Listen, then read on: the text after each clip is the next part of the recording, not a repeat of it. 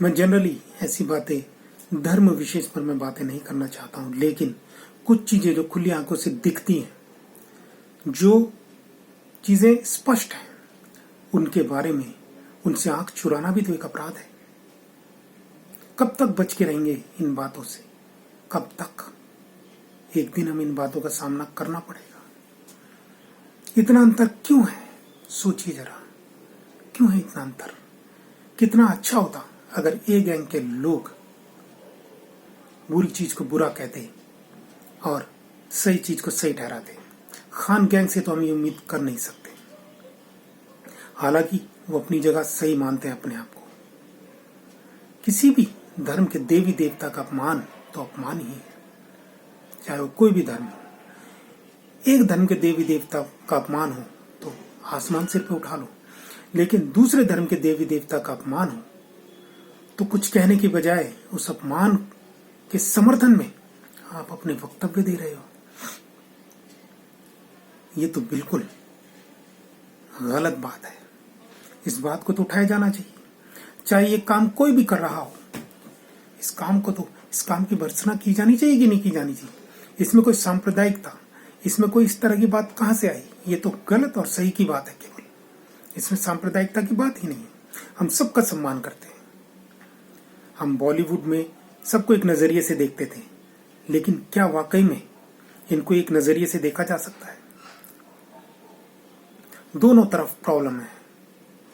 Khan gang, खासतौर से जो आमिर खान ने स्टेटमेंट दी है, उनको दूसरे धर्म के देवी देवताओं का सम्मान से कोई लेना देना नहीं है, लेकिन जब उनके धर्म की बात आती है तो बहुत कट्टर बन जाते हैं। बाकी चीजें उनके लिए बाद में है। अपने धर्म के लिए वही कट्टर सोच उनके अंदर है जो एक तालिबानी व्यक्ति के अंदर है। दूसरी तरफ मैं ये गैंग के लोगों को देखूं, ये इतने नीचे गिर गए हैं कि इनको कोई मतलब ही नहीं। कोई कुछ भी कर ले, कोई कुछ भी कह दे इनके बारे में, बस इनकी फिल्म हिट हो जाए, इनकी झोली पैसों से भर जाए। उसके बाद भाड़ में गया धर्म, भाड़ में गए यहाँ के लोग, भाड़ में गया देश। कोई मतलब नहीं है, सब दिखावा है। ये जो बॉर्डर पे चले जाते हैं, ये जो सैनिकों से मिलते हैं, ये जो सैनिकों के आगे नतमस्तक होते हैं, सब दिखावा है। अक्षय कुमार, आप एक्सपोज हो गए हैं बुरी तरीके से। बहुत बेवकूफ बना लिया आपने, बहुत। मैं भी आपका बहुत बड़ा फैन था, लेकिन काट की हांडी एक बार चढ़ती है, उसके बाद नहीं। इस लक्ष्मी बॉम्ब का हमारे बिग बी अमिताभ बच्चन जी ने भी कोई विरोध नहीं किया। दूसरी तरफ तीसरे ए गैंग के सदस्य अजय देवगन जी बिल्कुल खामोशी साधे बैठे हैं। कैसे चलेगा? कहां ले जाओगे इतना पैसा? क्या करोगे इस पैसे से? जिस धर्म से आप संबंध रखते हो, अगर उस धर्म की इज्जत नहीं है तो आपकी भी इज्जत नहीं है। पैसा आपको इज्जत नहीं दिलवा सकता, ये समझ लीजिएगा दोस्तों। इसका भी एक गहरा रहस्य है इसमें भी। हम ऐसे क्यों हो गए? हम ऐसे कैसे बन गए? सोचिए जरा। और हमारे दूसरे मुस्लिम भाई ऐसे क्यों हैं? वो इतना अपने धर्म के प्रति समर्पित या कट्टर कह लीजिए क्यों है? इसका भी कारण है। कालांतर से हमारी जो परवरिश होती है, बचपन से हमारी जो शिक्षा होती है, उसको इस तरह से डिजाइन किया गया है कि जहां हम अपने धर्म से विमुख होते चले जाएं और हमें इन बातों से ज्यादा कुछ लेना देना ना रहे। हमें एक मशीन बनाया जाता है शिक्षा के द्वारा, पैसा कमाने की मशीन।